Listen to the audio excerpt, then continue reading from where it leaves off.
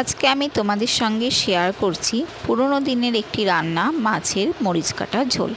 এই রান্নাটি খুব কম উপকরণ দিয়ে হয়ে যায় এবং খেতে খুবই সুস্বাদু হয়। আর এই গ্রীষ্মকালের জন্য কিন্তু রান্নাটি খুবই উপাদেয়। এই রান্নাটি রুই, কাতলা ইত্যাদি বড় মাছ বা পার্শে, বাটা, ট্যাংরা ইত্যাদি ছোট মাছেও করা যায়। আমি আজকে রুই মাছ দিয়েই করছি। প্রথমে 6 টুকরো রুই মাছ নিয়ে আমি তাতে নুন হলুদ মাখিয়ে কড়াইয়ে তেল গরম করে মাছগুলোকে ভেজে তুলে নিয়েছি। এক্ষেত্রে মাছগুলো কিন্তু খুব বেশি ভাজলে চলবে না, মাছগুলো একটু হালকা ভাজা হলেই এই রান্নায় খেতে ভালো লাগে। এরপর কড়াইয়ে সর্ষের তেল গরম করে তাতে ফোড়নে দিয়ে দিয়েছি শুকনো লঙ্কা, তেজপাতা এবং সামান্য মেথি। ফোড়নটা একটু ভাজা হয়ে গেলে তাতে দিয়ে দিয়েছি আগে থেকে কেটে রাখা লাউ। আমি 6 পিস মাছের জন্য একটা ছোট সাইজের লাউ ডুমো ডুমো করে কেটে নিয়েছি।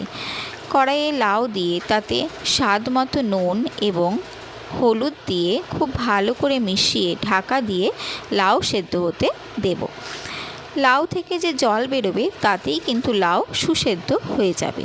তবে যদি দেখা যায় লাউ থেকে বেরোনো জল শুকিয়ে গেছে কিন্তু লাউ তখনও পুরোপুরি সেদ্ধ হয়নি, সেক্ষেত্রে কিছুটা জল কিন্তু অ্যাড করা যাবে। আমার যেহেতু লাউ থেকে বেরোনো জল শুকিয়ে গিয়েছিল, লাউ তখনও পুরোপুরি সেদ্ধ হয়নি, তাই আমি কিছুটা জল এখানে যোগ করেছি।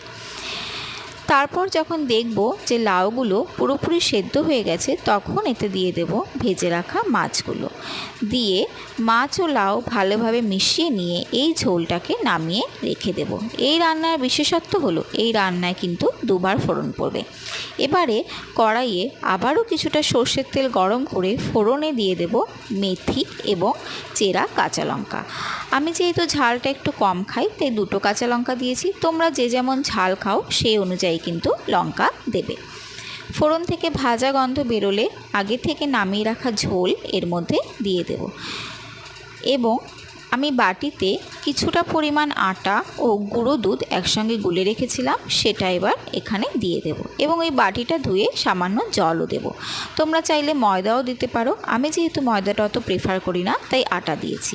এবারে ঢাকা দিয়ে ঝোলটাকে ফুটতে দেব কিছুক্ষণ। ঢাকা খুলে যখন দেখব ঝোল ফুটে উঠেছে, ওপর থেকে বেশ খানিকটা পরিমাণ ধনেপাতা কুচি এবং আবারও চেরা কাঁচা লঙ্কা দিয়ে নুন মিষ্টি একটু চেক করে নিলেই কিন্তু রেডি হয়ে গেল আমার আজকে রান্না মাছের মরিচ কাটা ঝোল।